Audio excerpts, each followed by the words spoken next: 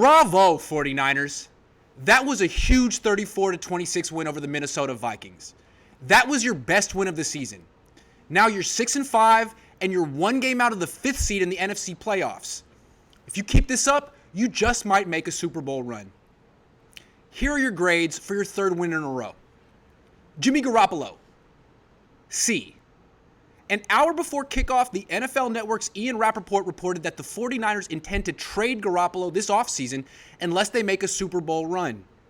Strange timing. And for most of the first half, Garoppolo played like a guy who heard the news. He seemed dejected and unengaged and was awful until the final drive of the first half. And while he made some strong throws to help the 49ers win, his overall performance was average. He was a passenger in this game, and he was the only player on the 49ers who turned the ball over.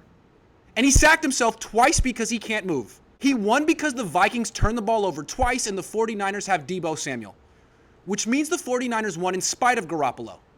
After the game, I asked Garoppolo if he heard Rappaport's report before the game and if that affected him. Garoppolo shrugged and said he didn't know about it. I'm not sure I believe him.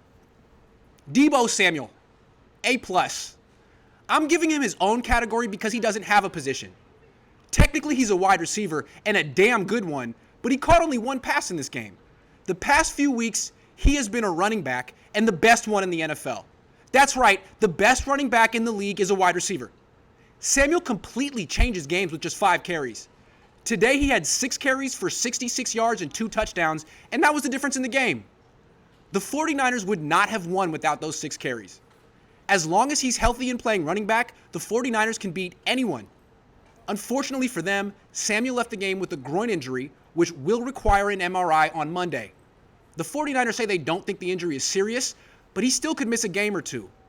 It will be interesting to see if the 49ers can win without him. Running backs. A. Elijah Mitchell isn't as good as Samuel, but he's still excellent. Mitchell doesn't break long runs like Samuel either. Mitchell's longest game was just 15 yards, but he still averaged more than 4.9 yards per carry despite rushing a whopping 27 times. Mitchell and Samuel give the 49ers a devastating 1-2 punch in the backfield. And Kyle Juszczyk caught a 26-yard pass with the game on the line. Wide receivers. B. Brandon Ayuk led the 49ers with 91 receiving yards, and Jawan Jennings caught a touchdown pass. Jennings will have to step up if Samuel misses time. Tight ends. C-. George Kittle and Charlie Warner both blocked well, but neither was a factor in the pass game. Each caught just 1 pass. The 49ers will need to get Kittle much more involved down the stretch, especially if Samuel's injury keeps him out. Offensive linemen. B. Their pass protection was decent. They gave up 2 sacks to a defensive line missing most of its starters. And they blocked well in the run game. The 49ers' long runs all came behind right tackle Tom Compton, which is the surprise of the century. I guess the 49ers don't need Mike McGlinchey, do they? Defensive linemen. C-. They helped hold the Vikings to 3.7 yards per carry, and Nick Bosa recorded a sack. Plus, Kevin Givens forced a fumble. But collectively, this group sacked Kirk Cousins just once, and Eric Armstead made no impact. They're fortunate the 49ers' offense held the ball for more than 37 minutes. Linebackers. B+. Azeez Al-Shaair had a phenomenal game with 8 tackles and an interception deep in Vikings territory. Fred Warner made only 3 tackles and left early with a hamstring injury, which could cost him a few games. Dre Greenlaw also left with the same groin injury he suffered week 1. Safeties. C-. Jimmy Ward and Talanoa Hufanga each gave up a touchdown catch in the red zone. Cornerbacks. D. Josh Norman forced yet another fumble, but the Vikings recovered it. He also committed 2 penalties and got beat repeatedly by Justin Jefferson and Adam Thielen.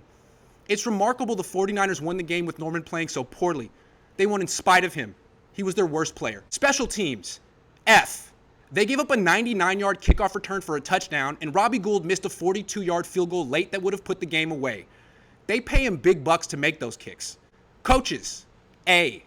The defense didn't play all that well. It gave up 6.2 yards per play, which is a lot. But it forced 2 fumbles, and it didn't have to be on the field that much because the offense held the ball for more than 37 minutes. The 49ers' defense is their offense. They control games with their relentless rushing attack. Give Kyle Shanahan credit for sticking to that approach the past 3 games. In this one, on the opening drive, he called just 2 runs and 4 passes, and Garoppolo threw a pick. After that, Shanahan called 37 passes and just 22 runs, and the 49ers won. Had he called games like that the first 8 weeks of the season, the 49ers record would be so much better right now. It's too bad it took him 2 months and 5 losses to find his identity, but he found it. And now the 49ers are as dangerous as any team in the NFL. What a season this has been. Quality control. A+. I blame myself for the first 2 months of the 49ers season. Had I done a better job of quality control, the 49ers would have ran the ball so much more, particularly against the Arizona Cardinals, and beaten them once or maybe even twice. So I put the 49ers in this hole. Fortunately for them, I came to my senses before the Rams game and implored Kyle Shanahan to commit to the run and get the ball in the hands of his best player, Deebo Samuel, by any means necessary. I'm grateful that Shanahan listened. Thank you, Kyle. I was nothing before you came to the 49ers. Now I'm the richest, most successful quality control guy in the world simply because you listen. You have made my career. Hopefully, I've helped yours too.